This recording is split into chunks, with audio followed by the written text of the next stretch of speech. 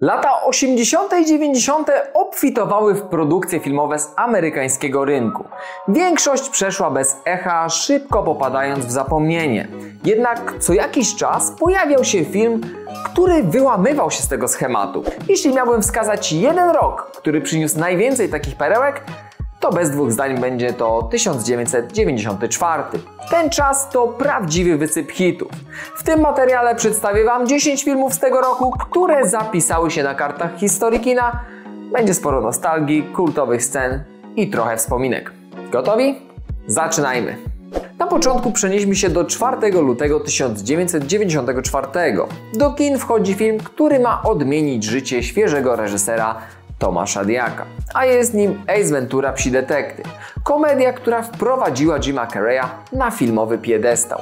Film może nie został przyjęty z otwartymi ramionami przez krytyków. Zarzucano mu absurdalny humor i brak finezji, ale widzowie pokochali go od pierwszego wejrzenia. To świetny przykład, jak coś, co na pierwszy rzut oka wydaje się głupie, może stać się klasykiem kina. Dla wielu to film z dzieciństwa, który oglądało się po kryjomu przed rodzicami albo z całą rodziną w sobotnie wieczory. To kwintesencja lat 90. w najczystszej postaci. Dzięki za współpracę. A propos, masz może miętówkę? Albo płyn do ust? Kilka miesięcy później, 15 czerwca 1994 roku, na ekrany kin wchodzi animacja, która miała stać się jednym z największych sukcesów w historii Disneya. Król Lew.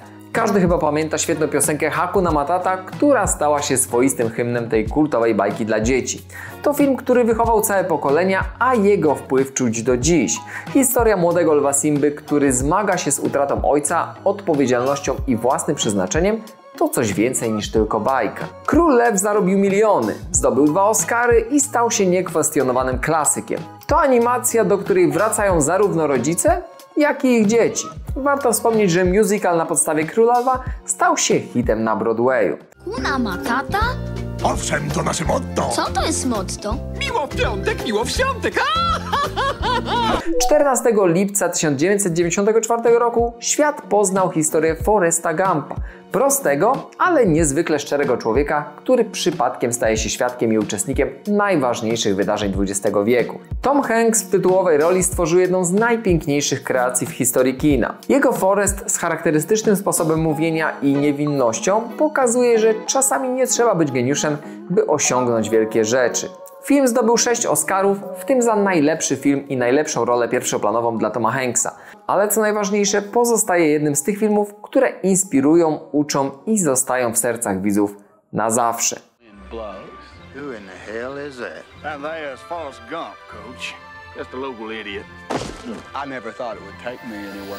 2 tygodnie później, 29 lipca, na ekrany kin trafił Maska.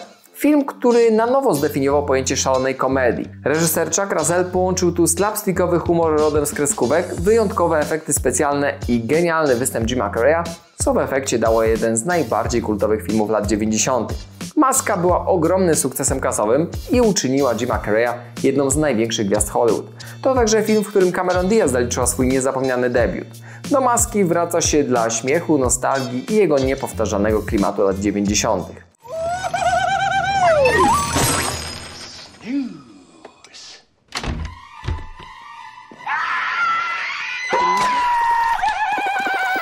Niespełna miesiąc po premierze Maski, 26 sierpnia, zadebiutował film Urodzeni mordercy, wywołując burzę emocji i kontrowersji. Reżyserem był Oliver Stone, ale za podstawową historią stał Quentin Tarantino, który stworzył scenariusz w swoim niepowtarzalnym stylu. Bohaterami są Mickey i Mallory Knox, grani przez Woody'ego Harrelsona i Juliette Lewis. Para młodych kochanków, która przemierza Stany Zjednoczone, zostawiając za sobą krwawy ślad morderstw. Choć ich czyny są przerażające, film przedstawia ich w sposób niemal romantyczny, co celowo wprowadza widzów w moralny dyskomfort. To produkcja, która rzuca wyzwanie granicom moralności i jest jednym z najbardziej intensywnych doświadczeń filmowych tamtej dekady.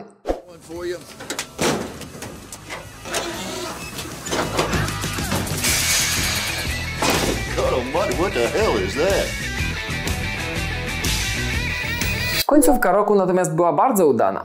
23 września premierę miał film Skazani na Shawshank. Choć początkowo nie odniósł wielkiego sukcesu kasowego, z czasem zyskał status jednego z najlepszych filmów w historii kina. Historia opowiada o Andym Dufresne, granym przez Tima Robbinsa, który zostaje niesłusznie skazany na dożywocie za morderstwo żony jej kochanka. Trafia do więzienia Shawshank, gdzie spotyka Reda, a ich relacja staje się sercem całego filmu. Mimo skromnych wyników w kinach, film zdobył aż 7 nominacji do Oscara i z czasem zyskał uwielbienie widzów na całym świecie. Dziś często wymieniany jest na szczycie list najlepszych filmów wszechczasów.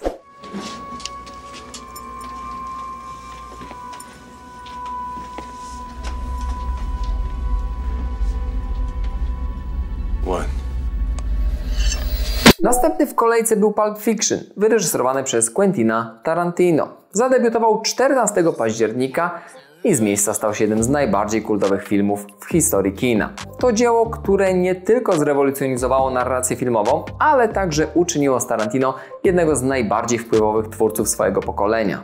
Film zdobył Złotą Palmę w Cannes i 7 nominacji do Oscara, z czego wygrał za najlepszy scenariusz. Ale prawdziwą siłą tej produkcji jest jego wpływ na kulturę. Pulp Fiction to więcej niż film. To fenomen, który zdefiniował kino lat 90. i pokazał, że dialogi o niczym mogą być równie emocjonujące jak pościgi czy wybuchy.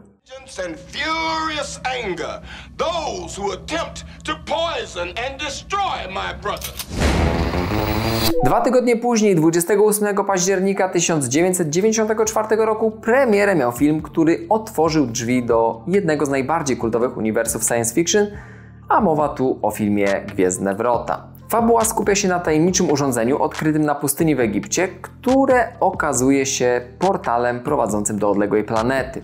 Dr Daniel Jackson, ekscentryczny archeolog, i pułkownik Jack O'Neill, doświadczony żołnierz, wyruszają przez wrota, by odkryć, co znajduje się po drugiej stronie. Film okazał się hitem kasowym, choć krytycy początkowo nie byli zgodni co do jego wartości artystycznej. To świetna mieszanka przygody, akcji i tajemnicy. Dla fanów science fiction to obowiązkowa pozycja, która udowadnia, że czasem za prostym odkryciem kryją się nieskończone możliwości.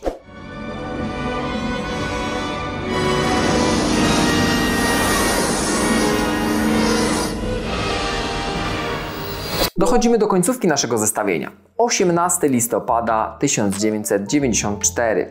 To wtedy na szerszy rynek trafił film Leon Zawodowiec. I tak, nie jest to typowo amerykańska produkcja, bo film został wyreżyserowany przez Francuza Luca Bessona, a jego studio Gaumont było głównym producentem, co czyni go przede wszystkim produkcją francuską. Jego premiera w Stanach miała związek z podbiciem serc widzów, stąd jest w tym zestawieniu. Głównym bohaterem jest Leon, cichy, samotny zabójca, który wykonuje swoje zlecenia z zimną precyzją.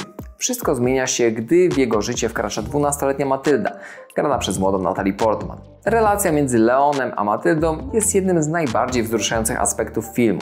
Leon Zawodowiec to dzieło, które do dziś porusza widzów na całym świecie i jest dowodem na to, że kino akcji może być także głęboko emocjonalne. Mister, I'm scared. Okay.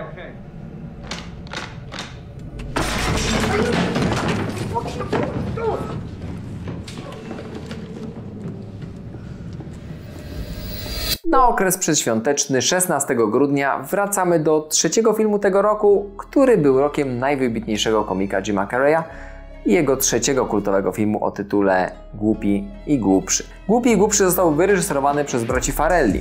To esencja slapstickowego humoru i niekończącej się serii gagów, które bawią do łez, nawet jeśli są kompletnie irracjonalne. Film skupia się na przygodach Harry'ego i Lloyda i ich podróży do Aspen, gdzie chcą zwrócić tajemniczą walizkę pięknej Mary Swanson. Oczywiście nie wiedzą, że walizka jest wypełniona pieniędzmi, a w ich ślady ruszają przestępcy, którzy chcą odzyskać swoją zgubę. Chociaż krytycy byli początkowo podzieleni, film odniósł ogromny sukces kasowy, a widzowie pokochali jego niepohamowaną głupotę i lekkość. Dziś jest jednym z tych tytułów, które chętnie ogląda się na poprawę humoru, bo czasem warto jest po prostu pośmiać się z totalnej głupoty. Jak mawiają Harry i Lloyd, głupota to też talent. A jeżeli Ty uważasz za głupie zasubskrybowanie tego kanału, to po prostu tego nie rób, choć wiedz, że bardzo mi to pomoże. Dzięki za dotarcie do tego miejsca, zostaw like, jeżeli materiał Ci się podobał i do zobaczenia w kolejnym filmie. Cześć!